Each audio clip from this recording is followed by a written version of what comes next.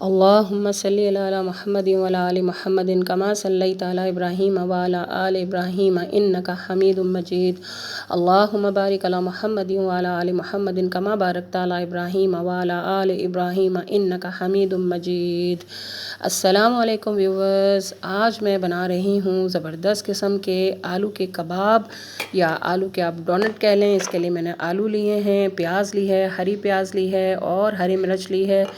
यहाँ पर आप अपनी मर्ज़ी से अकॉर्डिंग टू योर टेस्ट डाल सकते हैं सब चीज़ें। चिली फ्लेक्स मैंने 1 टेबल स्पून डाली है और थोड़ी सी हल्दी डाली है और हस्बे ज़ायका नमक डाला है। यहाँ पर मैं डाल रही हूँ धनिया।